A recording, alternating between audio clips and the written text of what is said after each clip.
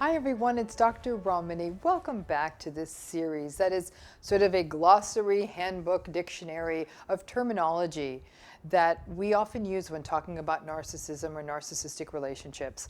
The idea for this came from the fact that I was seeing so many people using so many different terms that are specific to this world, and I thought to myself, you know, it's really important that people know what these words mean and that we kind of have some uniform definitions. And so the goal of this series is to make sure that these terms or words make sense, that they enlighten you to some of the themes in these narcissistic relationships, and may even give you techniques for how to manage these relationships. Today, we're going to talk about the term no contact. Before I begin, I do ask, if you're enjoying what you're watching, please hit the subscribe bell and the notification. The subscribe, I think it says is a word, and the bell that gives you notifications so you can be kept up to date on the content we have on this YouTube channel. So let's go ahead now and start talking about no contact. This is a term that many of you who have anything to do with a narcissistic relationship, you've heard this term. I want you to think about a toxic person in your life right now. Just think about it, whatever that narcissistic relationship is. Then, I want you to think about how it would feel to never talk to them again. Ever. Stay with that feeling. I'm guessing that you are experiencing a mix of emotions: relief, fear, sadness, confusion, guilt, freedom. And that mix of emotion cuts to the core of why going no contact is so difficult. Let's talk a bit about what is meant by no contact and why it is such a hot topic in understanding narcissistic and toxic relationships. No contact is exactly what it sounds like. It's having no contact with the narcissistic person, no longer reaching out to them, but more importantly, no longer responding to them. I'm going to be honest with you, no contact works. And the reason it works is because, in general, narcissistic relationships really don't change. And there's nothing that you can do or that you can say to make the relationship less invalidating, to make it more respectful, and to make it more empathic. There just isn't. So as a result, every time that you have contact with these folks, you end up in the same place, and it feels awful. It is a white knuckle experience to ignore all communications from someone you're accustomed to constantly sparring with. In the age of technology, it's becoming easier. We can set numbers and emails and other notifications to block. We can block social media accounts. But the fact of the matter is, if a person wants to contact you, they will find a way. And that's where this all gets really tricky, because it can take a lot of psychological, cognitive bandwidth to keep blocking someone, especially someone that you are conflicted about. They're going to do all the kinds of things that they do. They're going to come up with new phone numbers and fake identities. They're going to try to find a way to get in. It almost becomes like a game for them. No contact, trying to maintain no contact under these circumstances, can start to feel like a full-time job. No contact works because it ends the air supply for the narcissist, or the narcissistic supply for the narcissist. In general, narcissist relationships are their source of supply. It's a place for them to regulate their emotions. In essence, their relationships involve other people being punching bags for the narcissist to rage, and once the narcissist is done raging and feel better, they don't stop to think whether their dysregulated and rageful tantrums actually hurt the other person. So no contact, most importantly, is a tool that lets you end these cycles. And that is what narcissistic relationships are about. unending toxic cycles. But I mean, I'm going to be honest, let's face it, it is not always possible and it is not always practical to go no contact.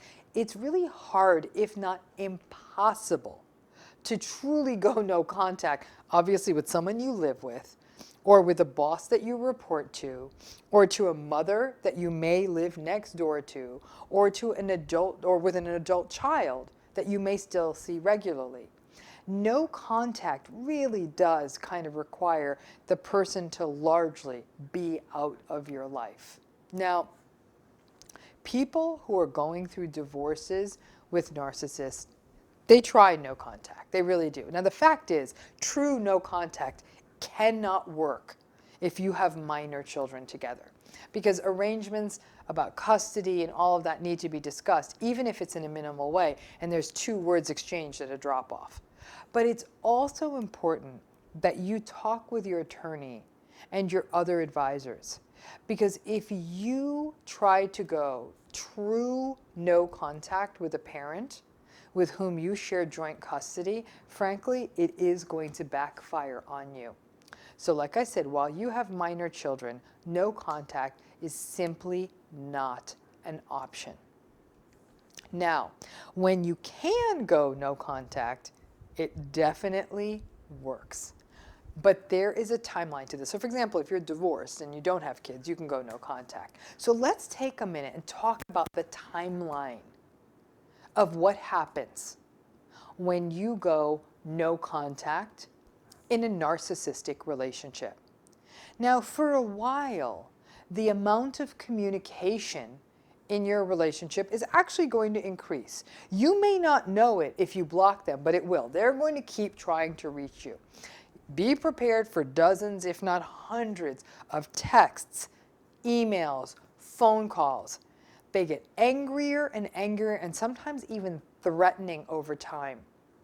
They may start trying nice, but then it goes angry quickly. They may threaten to blackmail you. They may threaten to tell other people terrible things about you, even if they're not true. They will keep doubling down until you break and you contact them. And then they will square off and scold you for you thinking that you could cut them out. So how dare you think you could cut me out? But if you're able to keep your nerve and stick with the no contact, just like any living creature that isn't getting any kind of reward. If the mouse won't work the maze unless there's cheese. If you don't give them a reward, they will fade away. They will move on to new sources of supply. Trust me, they will definitely continue to say terrible things about you, but they may stop bothering you and go away. Now, many people who go no contact will tell me that they feel like they have symptoms of post-traumatic stress for years, even after going no contact. They still maintain a fear that they will run into the narcissist somewhere, and they live in fear of that day. They feel fear even when they see a car that looks like the narcissist on the street. In many cases over time, the narcissist has lost interest. They may just say a few ugly words and move on. If you're fortunate, you no longer live near where the narcissist lives, so there's less of a chance of just running into them in the grocery store. Now, no contact also can get very complicated by other people. People will often call you out for not being a nice person.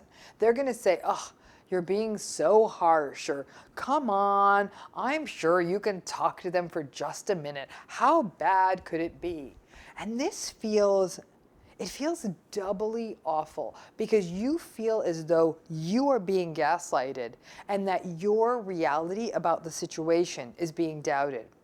But you also may feel judged for going no contact, and that this idea that your point of view is not recognized. And the self-doubt that is such a classical part of narcissistic abuse may get activated, and then you crack. It takes a lot of fortitude and at least one person believing in you and what you're going through and supporting you to be able to sustain and stay strong with your no contact. Now, this person may be a close friend who knows what you've been through, someone else in the system, I don't know, who might be a counselor or a teacher or someone like that who may be going no contact too. It may be a therapist who understands what you're going through. For many people, the guilt of no contact can really make no contact feel like a catch-22 again. Some people feel that while being in contact is terrible and taxes your energy and it just feels toxic and awful, that cutting off the narcissist triggers so much guilt in them. And there's lots of reasons for this. A person who has experienced narcissistic abuse often comes from a family of origin where guilt was a major part of the dynamic. And people with other factors, like they're very prone to anxiety, may also be prone to guilt. The guilt becomes a bigger target issue for you to work on in your own counseling or therapy. But I cannot tell you how many narcissistic relationships I have witnessed that have been kept in place for decades and even for lifetimes because a person felt guilty about cutting the narcissistic person out. But here now is the other clincher. Narcissists are so good at playing the victim, and as such, they pull for guilt from other people. They'll try things like saying things like, how could you stop being in touch with me when I've always been there for you? Which is gaslighting. And I gave you money or whatever it is that the narcissists think they did. Or they frame it. The narcissistic person will frame it as, I can't believe you're doing this to me. I'm going through such a difficult time. How could you do this at such a difficult time for me? Now, of course, a narcissist is never quite going to see the irony of the many, many, many times that they let you down and were nowhere to be found when you were struggling. But you know what they're going to say. Oh, when I'm going through such a hard time, blah, blah, blah, blah, blah. When I'm going through a deadline, when my mother is sick, when I'm focusing on my sobriety, when I'm just starting therapy to be a better person for you, I don't know, when I am having money problems, and on and on and on. And these are the manipulations they will use to play on guilt, so you don't think about going no contact or to break your pattern of no contact. Now, what if you go no contact and then you slip up? It happens all the time. And I always tell people, please be kind to yourself when that happens. If you blame yourself or if you feel foolish because you slipped up on no contact, it can make you even more vulnerable to the narcissist's abuse and the narcissist's manipulations. Now listen, it happens to the best of us. Now, you might wonder, why? Why did I slip? Why did anyone slip? Why do people slip when they go no contact? I hate to say it, it's sometimes as simple as because they're curious. Because enough time has passed doing your no contact, you get stuck in euphoric recall, and you only start remembering some of the good stuff and forget all of the bad, and there's a lot more bad than good. Because you feel stronger now, and you might feel like you can handle the narcissist, and maybe you can. But because narcissistic relationships are so much like an addiction, and you feel pulled back to the dysfunction and the high highs you felt in that situation, it's so easy to fall back into it. There are lots of reasons that people crack or break when they are going no contact. It happens. I also tell people that the minute it turns toxic again, if you do slip and you do break your no contact, when it slips and goes toxic, you can turn it off again. But the problem is that the narcissist now knows that someday you may come back around. So what do? They keep trying. You have to be careful, because the cycle of going no contact and then letting them back in can get very messy. And then you can just keep going into this back and forth, highs and lows, finding yourself stuck in that cycle, like the initial love bombing that happens when the narcissist tries to win you back, after you go no contact. But then inevitably, they will devalue you and they will discard you, because that's what they do. And the fact is, they'll devalue you more because they think they can play you. And then you might start getting addicted to the no contact cycles as a way to keep those highs and all of that in place. Don't do it. It's a difficult and unhealthy cycle. If you're going to go no contact, really try to commit to it. No contact does work when you give it a chance. It's not even a strategy that you can adequately judge for yourself and your situation until you've really done it for about a month, maybe 4 to 6 weeks. You need to pay attention to how you feel, because yeah, I know you're going to feel guilty, you're going to feel confused, you're going to feel lost, but you also have to pay attention to that sense of relief. Pay attention to how it feels to not have to deal with someone who is constantly criticizing you and undermining you, controlling you, gaslighting, and letting you down on a daily basis. Really pay attention to that feeling of what it feels like to not just always be invalidated. So even on your hardest no contact day, that new feeling of lightness, of relief, of freedom, and a new little sliver of hope can really get you through the dark days and make the ongoing no contact days easier. Now, what about when you can't go no contact, but you really need to because the relationship is so toxic and so awful? Now that's where we can do a bit of, we can call it a modified no contact. And it's a lot of what we do when we gray rock. And gray rock, as you know, is also a video in this series. But this kind of modified no contact means a very, very superficial level of engagement.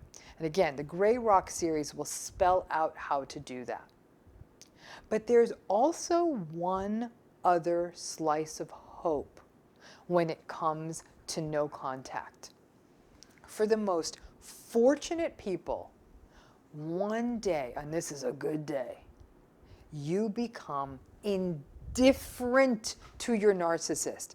It doesn't always happen, but it can. And you may literally get to the place where you do not give a damn about what happens to your narcissist, good or bad. You don't care if he gets married. You don't really even care if she gets hit by a bus. You don't care if he wins $1 million. You don't care if she loses it all and has no place to go. You just don't care. And that is a good moment, because in some ways, at that point, no contact doesn't matter. Because even if they did contact you, their once absolutely formidable powers of manipulation and coercion and charm and charisma, they no longer work. You want to know why? Because you don't care. It's the top of the narcissistic abuse recovery mountain. And when that happens, no contact just becomes normal. It's just like, oh, why would I stay in touch with someone who just feels like an absolute stranger in many ways? So let's go back to the beginning. Let's talk about what it would feel like to cut that toxic narcissist out of your life forever right now. Understand that it will be a mix of feelings, that some days will be harder than others, but also recognize that being near anything toxic is never good for us. No contact is not something, sadly, that everyone in a narcissistic relationship can use. But if you can, in most cases, you will see that before you know it, it's like losing a lot of psychological weight and now living in a state of clarity and self-compassion. Honestly, when you go no contact for long enough, if something happens that punctuates it, that breaks through, that you have to have contact, a family funeral or something like that, something that forces you to break it, when you practice that no contact muscle for long enough, when you finally do have to have contact, whether it's indifference or something else, you may not at all feel the powerful suck of their magnetism and their vortex. It is a powerful technique. It's not one that's available to everyone. But over time, you'd be surprised. One day, even if it's a divorce and you did have kids, once those kids grow up, you'd be surprised that one day you might actually be able to go no contact in every narcissistic relationship you have. Give it a shot on the ones you can. I hope this clarifies what no contact is, and that the rest of the series is clarifying all these sort of glossary terms of narcissism. If you're enjoying this, please hit the subscribe button and the notification bell so we can keep you abreast of all the content that comes through on this particular YouTube channel on narcissism and narcissistic relationships. And if there's a topic in this series that we didn't hit upon that you think belongs here, please drop it down in the suggestions. Watch all 21 days, but even if you don't want to wait, you're like, I want to know if you're going to be doing an episode on this, drop it here. Hopefully we're already doing it, but I am absolutely open to taking on the other terms you think are important. Thanks again.